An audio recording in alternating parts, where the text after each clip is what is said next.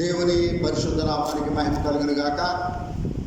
2025 సంవత్సరపు మహాశుభ శుక్రవారానికి ఆరాధనకు విచ్చేసిన మీ అందరికీ కూడా శుభవందనములు తెలియజేయుచున్నాను. మరి దేవుడు నాకు అనుగ్రహించినటువంటి శ్రేష్టమైన మరి యొక్క సమయాన్ని బట్టి కూడా దేవాది దేవునికి కృతజ్ఞతాస్తుతి స్తోత్రాలు చెల్లిస్తున్నాను.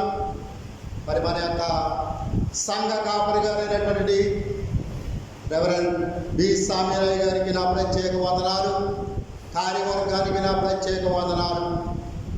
ఎందుకంటే మరి దేవుడు కొన్ని సమయాలలో మరి ఆయన చిత్త ప్రకారముగా ఆయన ప్రణాళికలు మరి దేవుని యొక్క వాక్య పరిచర్యలో ముందుకు సాగిపోవటానికి దేవుడు అనుగ్రహించినటువంటి ఈ శ్రేష్టమైన ఈ యొక్క దినాన్ని బట్టి, ఈ సమయాన్ని బట్టి కూడా నేను దేవుని మహిమపరుస్తున్నాను, ఘనపరుస్తున్నాను. ఇంతవరకు మనము మరి 3 మాటలు విన్నాం. సిలువలో ప్రభు అయినటువంటి యేసుక్రీస్తు వారు ఆయన వేలాడుచు ఇంచుమించు 9 గంటల నుంచి మరి వేలాడుచు మరి ఆయన పలికినటువంటిది 3 మాటలు కూడా మనము చాలా శ్రద్ధగా మరి మనం భక్తితో విన్నాం.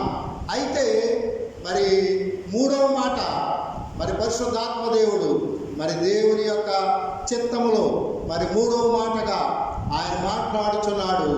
మరి మనం ఇక్కడ చూసినట్లయితే యోహాను సువార్త 19వ అధ్యాయం 26వ వచనం 27వ వచనంలో మరి రాయబడి ఉన్నది.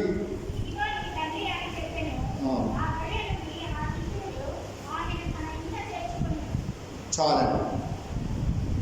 ఇక్కడ సిలువ వేయబడినటువంటి పరిస్థితిని ఒకసారి మనం జ్ఞాపకం చేసుకున్నట్లయితే, గమనించినట్లయితే, సిలువ వేయబడినది క్రీస్తు శకము 30వ సంవత్సరం ఏప్రిల్ మాసం 7వ తేదీ. క్రీస్తు శకము 30వ సంవత్సరం ఏప్రిల్ మాసం 7వ తేదీ. ఇది చరిత్ర. ఈ చరిత్రలో మరి ఆయన సిలువ వేయబడినటువంటి సంవత్సరం, మరి స్థలం మనం ఇందాక మరి 2-3 మాటల్లో మనం విన్నాం. స్థలము అనే వాక్యం చదవబడగా విన్నాం. గొల్గొతా అనబడిన చోటు అనగా కపాల స్థలం అని దానికి అర్థము. కపాలం అనే స్థలం అంటే అది పుర్రె ఆకారంలో ఉంటున్నది. అది పుర్రె ఆకారంలో ఉండటం ద్వారా మరి అది అక్కడ మనం చూసినట్లయితే డేంజర్ గుర్తుగా మన మార్గాలలో, రోడ్డు మార్గాలలో